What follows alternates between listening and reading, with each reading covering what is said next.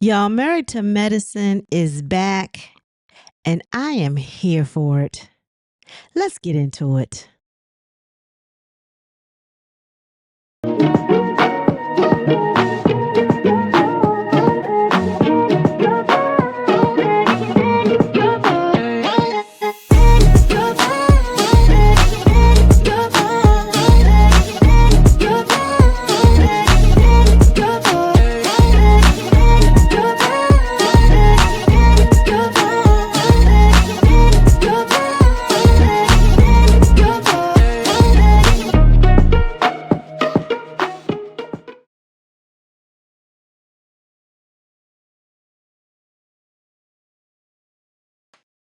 Welcome, timekeepers.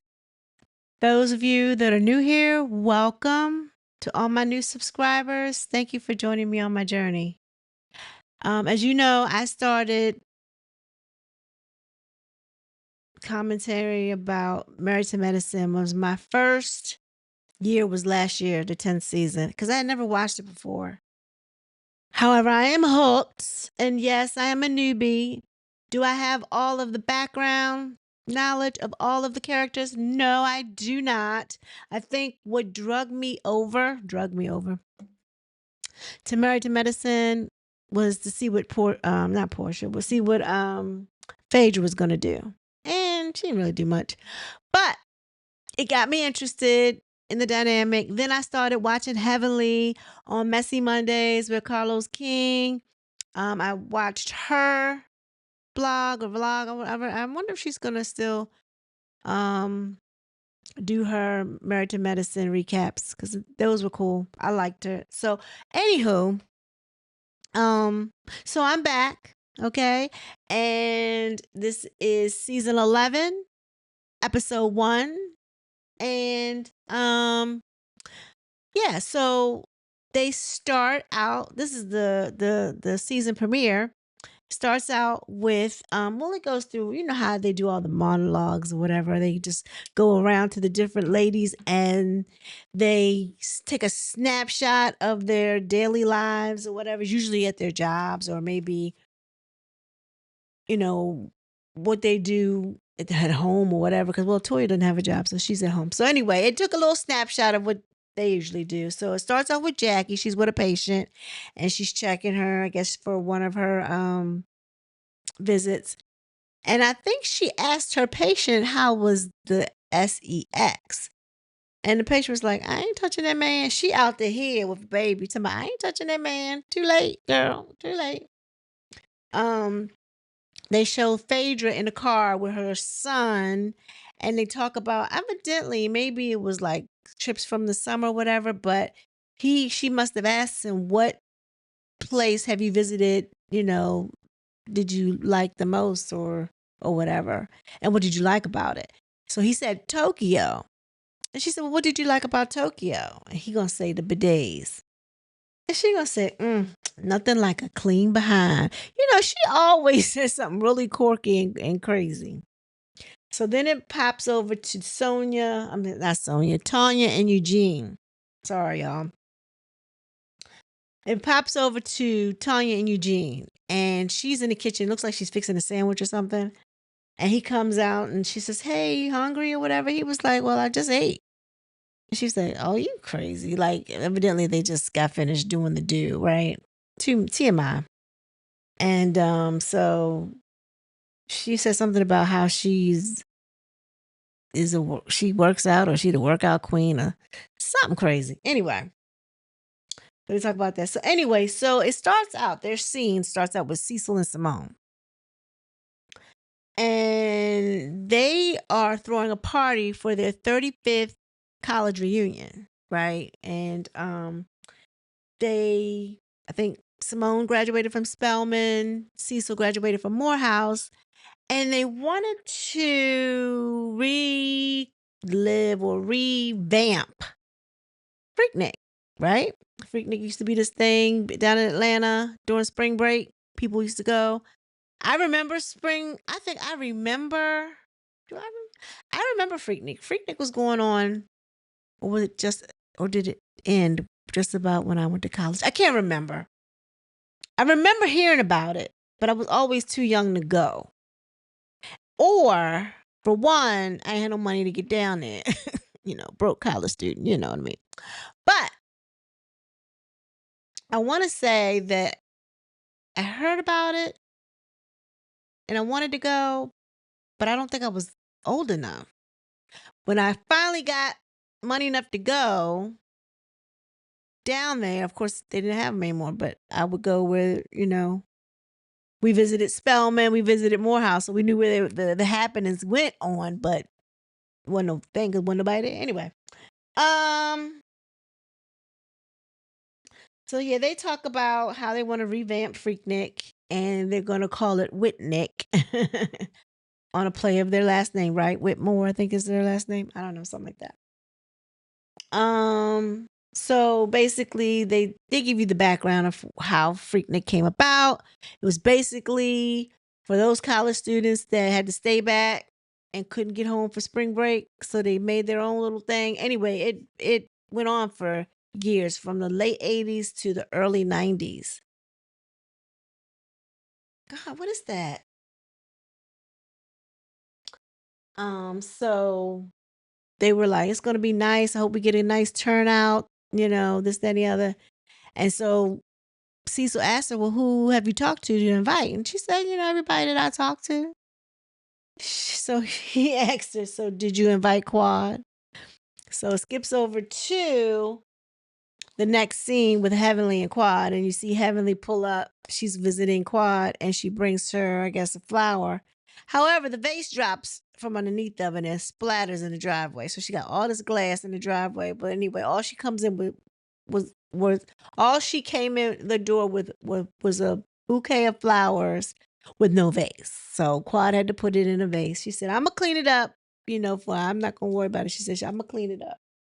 Somebody gonna get some glass in their tires. That's all I know. I don't know if that was Heavenly's car that she dropped the vase behind, or what was a Quad's car. I don't know.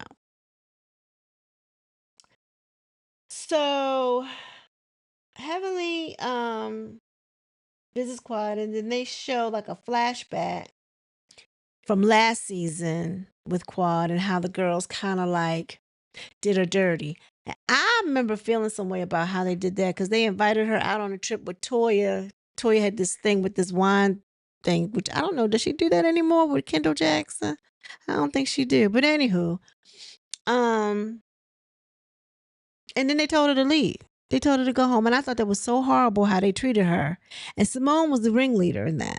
And I don't know why she was going so hard for it, because it was Toya that really didn't like her because of all the stuff that her and Toya had gone through in previous seasons, right?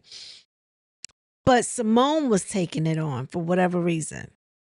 And she was terrible to her, even down to the reunion.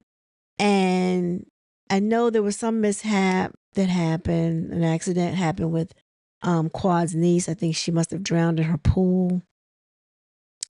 And is emotionally traumatic, I guess, for her. And Simone brought it up without actually saying it, but she brought up the incident at the reunion, with her point being that even despite how me and you have been, I show up for people when they need me or whatever. But it just wasn't the timing, the what it was, what was this, what it was surrounded, what her example was just not good. You know what I mean? So, but that was Quad's apology tour. I remember she was apologizing to everybody on the reunion set.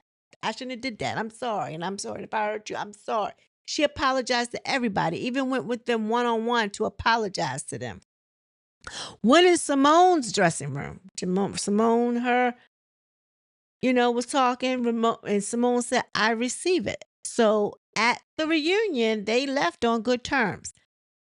Simone said it wasn't until social media came into play, people were giving their 2 cents about how Simone was treating her and this, that, and the other. She said Quad went dark because she was feeding into the comments of social media. She said, "I don't feed into the comments on social media." She said, "I don't care what people think about me out there. I don't know those people." But she said, Quad fed into it and she went dark. And she said, I just left in the dark. I just left in the dark. So it flips back to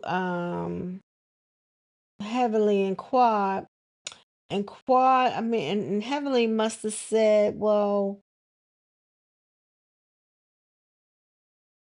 how's it going with the girls? And I think you see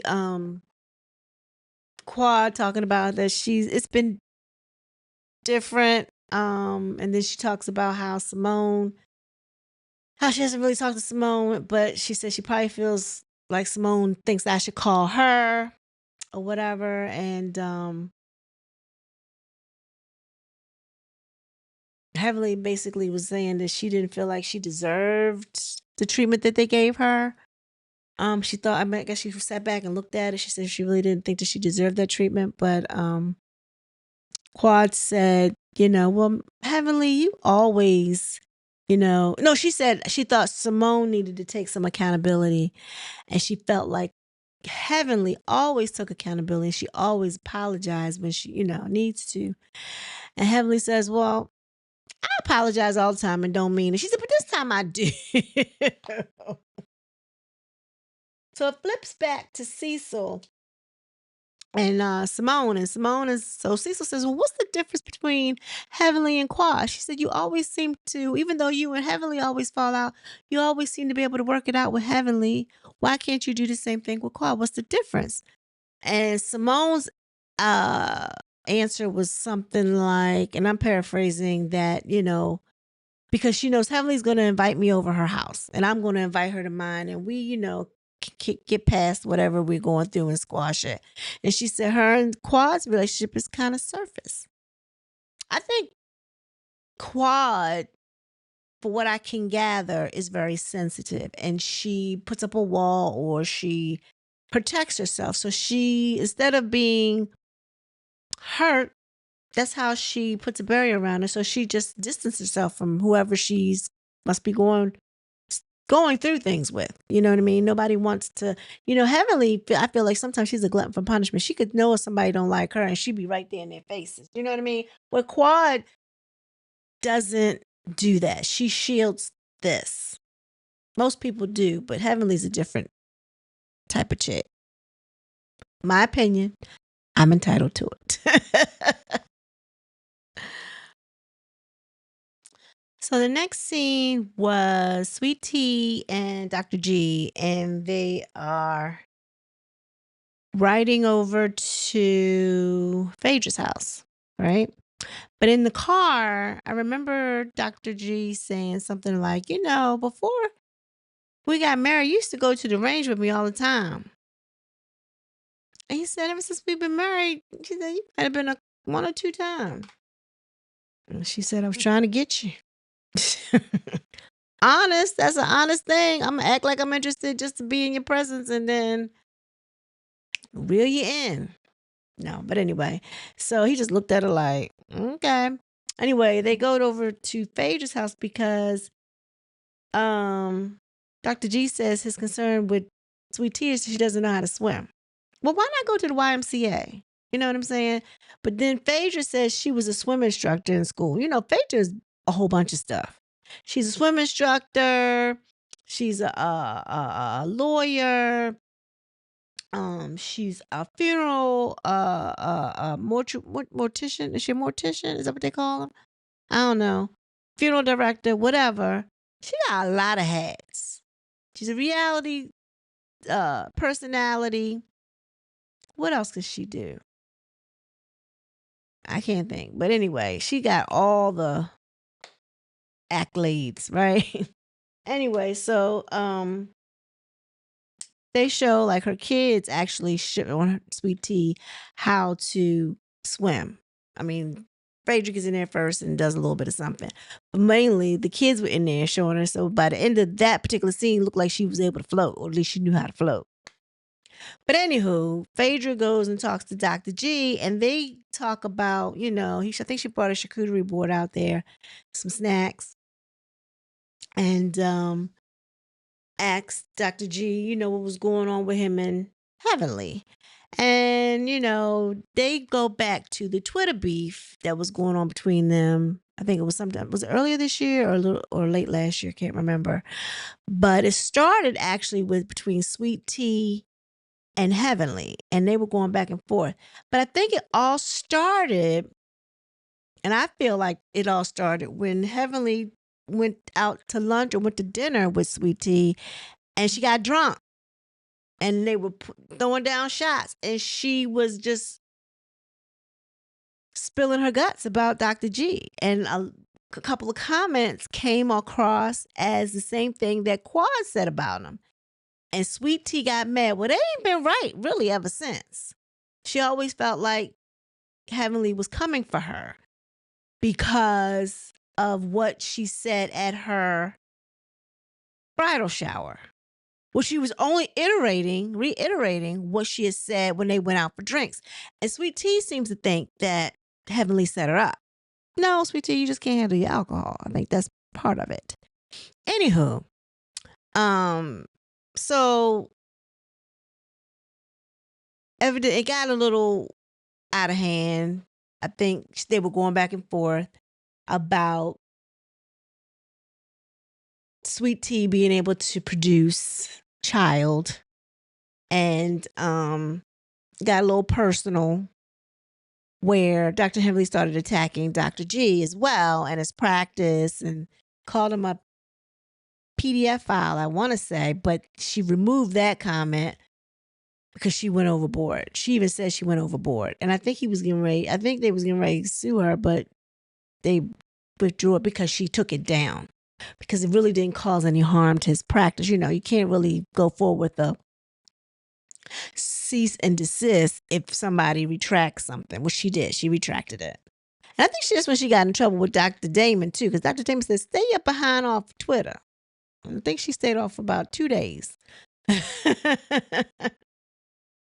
So there's that. So evidently that Twitter beef still remains a point of contention between them. And we'll see where it goes from there. So the next scene was Dr. Heavenly and Dr. Damon. Right? And they are preparing for company, Cecil and Simone. And they have set up a little hibachi grill out in their backyard. It was really cute.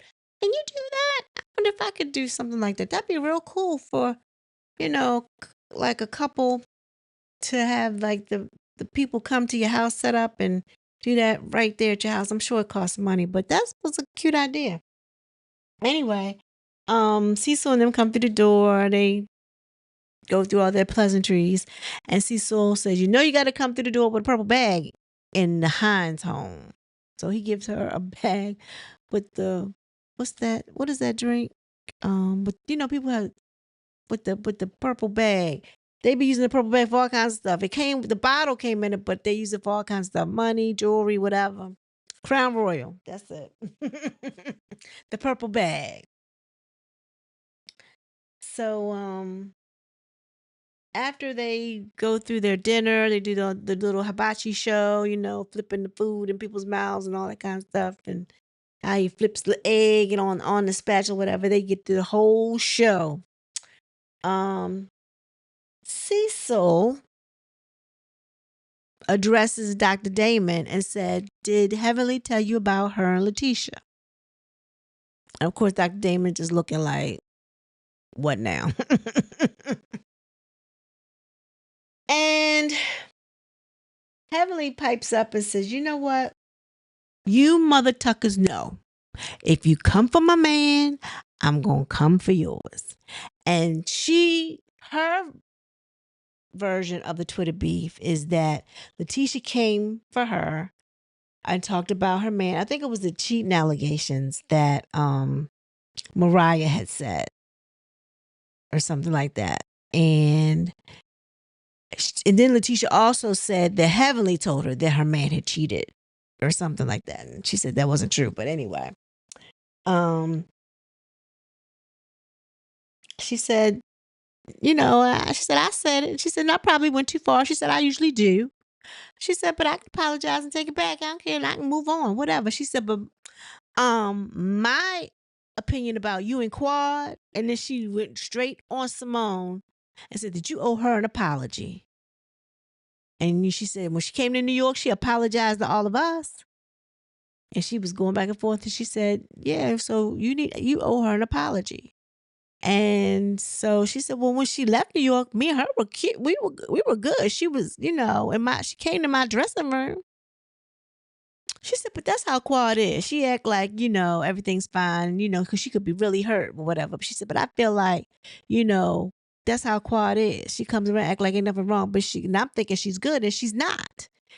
And Cecil's like, co-signing, saying, yeah, she come around like she a boss B. And Simone look at him and like, okay, Quad representative, pipe down. Cool it. So after conversation, it seems like Simone is in agreement that she does owe Quad an apology. Because she said she probably shouldn't address the situation about her niece or brought it up or said anything specifically about it. And she says she does owe an apology. So I think they bring up the fact that they're going to have a WHITNIK, right, with Dr. Heavenly and Dr. Damon. But they also flash back to Cecil at evidently a couple days before they had this encounter with the Hines, where they show him inviting Quad on his own to WHITNIK. And she's accepting of it or whatever. She says, okay, or whatever. And she's laughing and everything. She said, okay, that's cute. Like Whitmore, WHITNIK, okay. So he said he did that because he wanted to bring the two women together to squash their squabble. And he said, well, we'll see how this goes. He said, I might be sleeping on the couch. So the next scene,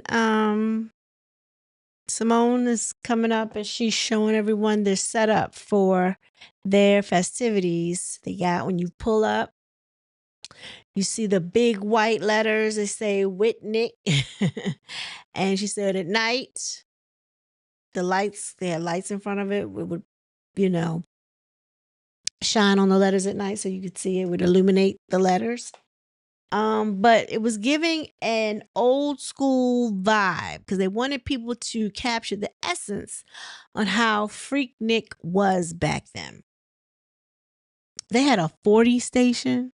I don't remember. Okay, so I was partying. I didn't drink 40s. Matter of fact, when I even realized I could drink, because it didn't dawn on me that I was old enough to drink at the time that I started drinking. I remember even walking in to the liquor store with my cousin, and she was like, we're going to the liquor store. And I used to go to the liquor store all the time with my mom because she used to drink coolers or champagne or whatever it was. And it wasn't foreign to me to go into a liquor store, but it was foreign to go into a liquor store for myself. And when I went in there, and I was like, oh, because I think at the time when I was going in there, this is after, I think, was I in college then? Or it might have been my last year in college. I don't know, I was 21, 22, one of them. Anyway, I think I might have been going on 22. And I walked in this, I said, oh, I can come in here and buy stuff. But it didn't even dawn on me that I could buy anything. Because I didn't drink, really. You know what I mean? I did drink, not really. I didn't drink at all. It wasn't even there. And then when I started drinking, my first drink that I had to have all the time was Asti Spumante. Then I was a bougie drinker. There wasn't no beer. I wanted Asti Spumante. That was like the best. And we bought these big bottles of Asti all the time. That was what I used to drink all the time. I need to go get me some because I liked Asti. I don't know why I stopped drinking it. And then I went to Arbor Mist. I think that's what I went to, Arbor Mist. And then I was like a cooler. I was like a cooler drinker. You know what I mean? Not really, but I'm still a cooler drinker. I don't really drink like that. But anyway. So then they switched to Toya and Phaedra, and they're getting dressed, and they talk about how the style was back then and what people wore. And Phaedra was basically like, people ain't no money back then. You in college, you broke or whatever. She said they were nothing but some booty shorts and some wife beaters. She said, put on this wife beater and these booty shorts and call it a day. And then they cross over to Jackie and and Heavenly, and Heavenly's over Jackie's house, and Jackie has all these different type wigs. And of course, Heavenly picks the Babs wig, right? Because she's just trying to be funny. Because I don't remember. I guess they used to wear the big hair back then. But that was ridiculous. You know what I mean? It was some, you used to see those type of hairdos mainly from girls that are down south on their prom pictures. It wouldn't be for Freaknik. I mean, I don't know. I never went to Freaknik, so maybe I'm wrong. But I remember the asymmetrical cuts and stuff like that. Not so much the big hair. But I guess that was early 90s. That was the big hair. I don't remember. All I know is, and it looked like a basket weave or whatever. And I remember seeing some of those hairstyles that people would do, and it'd be really, really, unique. Usually you see them at hair shows, but a lot of people thought they were everyday hairstyles. But you mainly saw them from girls that were down south. And when I say down south, I mean like Alabama, Louisiana, Georgia, South. I don't know about Florida, but I'm assuming they did. I don't know. Then,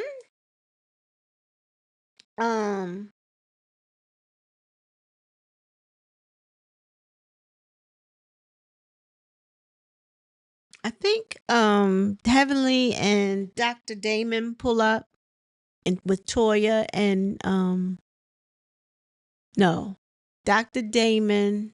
No, who pulled up first? It had to be Dr. Heavenly, Dr. Jackie, Curtis, and Dr. Damon. They pull up. And they have these old school cars, which are cool. But I don't even remember the cars being like that though. And I guess they were. I don't know. I didn't go to Freaknik. But I remember like the old Mercedes, BMWs or whatever, but not those old school cars that they were. I guess they did that down south. I don't know. And then after that, Cecil and Simone pull up, and Cecil coming in on two wheels look like. And he was like, they did that type of stuff in Florida, Miami. He said, we never saw it. He said, I guess that's how they got down there, but we never saw it. But he just wanted to ride in on something like that or whatever, just to, pull up, pop out and show niggas, And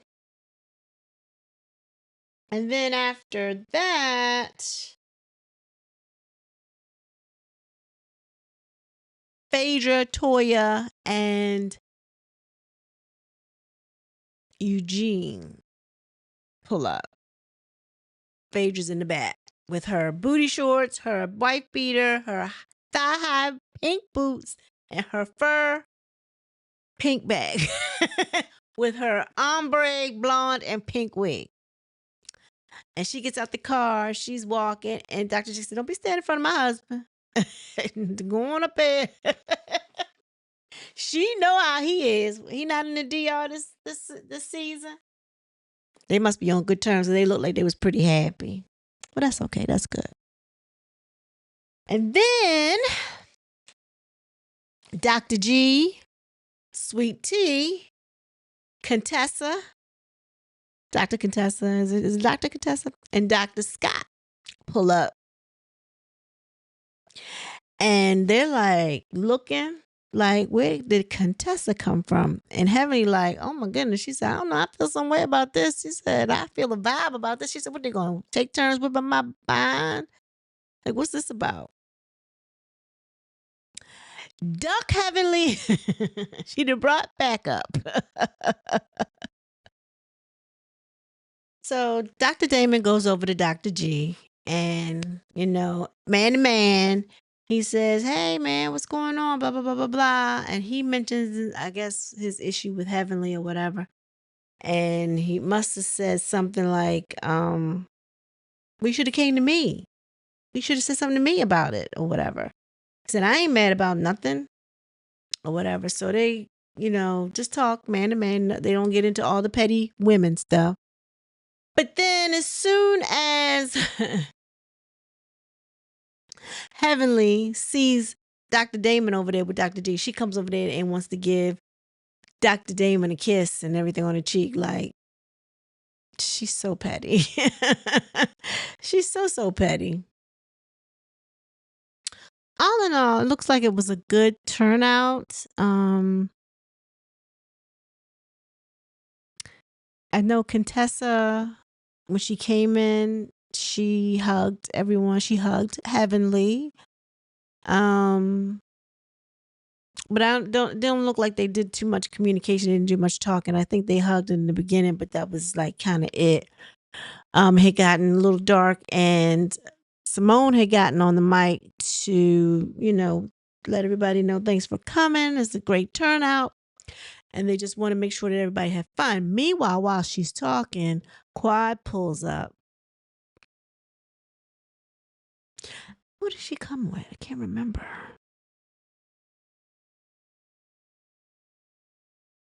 Who did she come with? I can't remember who she came with. But she pulls up, gets out the car, and while Simone is on stage, she's like, "We have an uninvited guest." And then it goes over to her confessional, and she's like, "Just like Quad showing up uninvited, just like Quad showing up uninvited." Little did she know, her man invited her. So she was invited. Little did you know, Simone. So she comes down, and, Quad is making her rounds, saying all her little different pleasantries. And then her and Simone meet face to face. And she says, "Hi, you look cute as ever." And she said, "I know you would appreciate it." And it was surface, just like Simone said. It was surface. It wasn't anything you could tell that was genuine. So Toya pulls Simone to the side and is basically like, "Why don't you just tell her tonight that you want to meet and get with her or whatever?" And Simone was like, "Because I don't want to meet and get with her." Yeah, there's that. Looks like Sweet Tea. It looked like Sweet Tea. Um,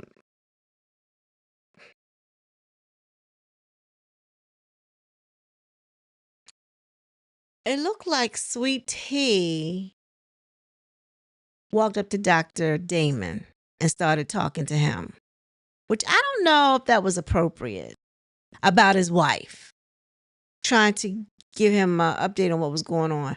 Greg did walk over there while she was talking. He didn't interrupt her, he just let her finish. But when he went to talk, he was addressing Greg. He said, "I blame you because you know me. Your wife don't know me. And whatever she perceived about me, she could say anything or whatever, but you know me. We've hung out together." And Dr. G was just standing there looking like just dumb, just dumbfounded. So while they were talking, Heavenly walks over there and says, "Ken, I won't be over here talking to you without me being over here by my man. What's up? How you doing?" She does their little pleasantries with Dr. G. And she's talking to Dr. G. And I think Heavenly might have been a little drunk because her eyes looked a little red. But she said that I want to say she said that Dr. G said that her man was a cheater. And Sweet Tea piped up and said, "He didn't say that." She said, "No, you did. You said it." And she said, "I didn't say that either," or something to that effect. And they were going back and forth. And Heavenly was just being really nasty. to her. She said, I don't like the way you're talking to me. Heavenly, you came over there. You came over there with your nonsense. But yeah, she was like, I don't like the way you're talking to me, girl. And then she said something, and it sounds like they might have cut some things out because it was real choppy. The conversation did not flow. Because next thing you see is Sweet Tea saying, if she says something else, I'm gonna send her a cease and desist. And then next thing you see, Heavenly say, get this girl off of me. And then they look like they're pulling Letitia back, she's saying, let me go, or let me out, or something, like she need to get at her or something. And so Cecil and Simone says, see, this is the reason why Freaknik got canceled, for stuff like this. Exactly why it got canceled. So that's how it went off, y'all. Until next week. Y'all, please leave a comment to tell me what you think about this episode. I give it an A because I like the way it started off. Had a little bit of nostalgia. Brought back some memories, even though I never went to Freaknik, but I remember the talks about him. I remember the videos. I remember seeing stuff about Freaknik. I think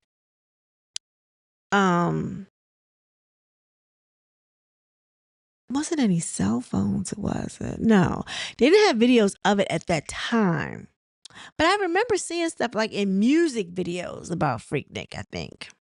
I don't know. I don't remember. Anyway, y'all, please like, share, and subscribe.